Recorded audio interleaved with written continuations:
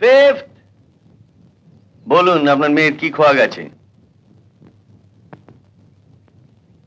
চুপ করে থাকবেন না, তাড়াতাড়ি বলুন। তুই?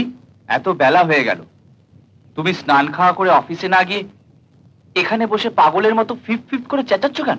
চেঁচাচ্ছি কেন জানিস না? যাও অনাথ, ফিফথকে পাঠিয়ে দাও। কেউ নেই স্যার, বারান্দা তো ফাঁকা। অনাথ কাকাকে পাঠাও, রাস্তা থেকে কিছু বাবা ধরে নিয়ে আসুক।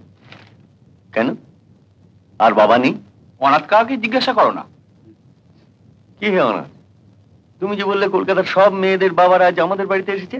ছিল স্যার, মানে সত্যি ছিল, অনেক বাবারা ছিল, কিন্তু ওই 4 নম্বর বাবাকে যখন আমি পেমেন্ট করছি, হঠাৎ দেখি কি সমস্ত বাবারা সরি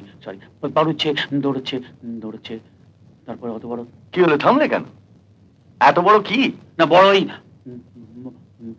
আমি যাই স্যার। বুঝলে বাবা, তুমি তো বাইরে বেরোয়নি, অনাথ কাকারই তোমাকে সব উল্টোপাল্টা খবর দেয়। ডে বাই ডে যে আমি কত ইমপ্রুভ করছি।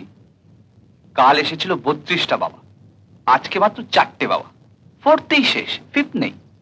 এই 4 জনই বা আসবে কেন? তুই কি বাবা একটু আবার শুরু করলে তুমি? আমি মানছি, ছোটবেলায় তোর মা মারা যাবার পর সেই শোকটা ভুলতে আমি ব্যবসা নিয়ে এত মেতে উঠেছিলাম যে তোর দিকে একটু নজর দিতে পারিনি। তাই বলে তুই আমাকে এত বড় শাস্তিটা দিবি? ভোর হতে না হতে বাড়িতে মেয়ের বাবারা ছুটে আসে, আর আমি সব কাজ ফেলে রেখে আমার একমাত্র ছেলের বিরুদ্ধে নালিশ শুনতে বসি।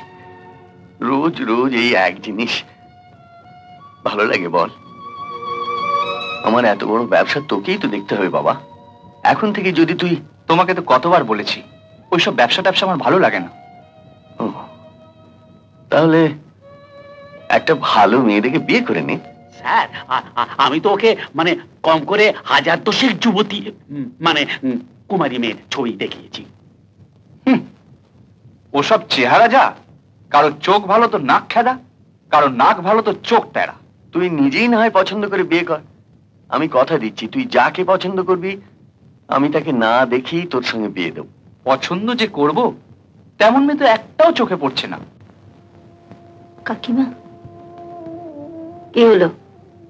আমার মাথাটা খুব যন্ত্রণা করছে, হাত পা গুলো খুব ব্যথা করছে। তবে আর কি, বিছানা পাতা আছে, শুয়ে পড়ো, আমরা সবাই আছি তোমার সেবা করার জন্য।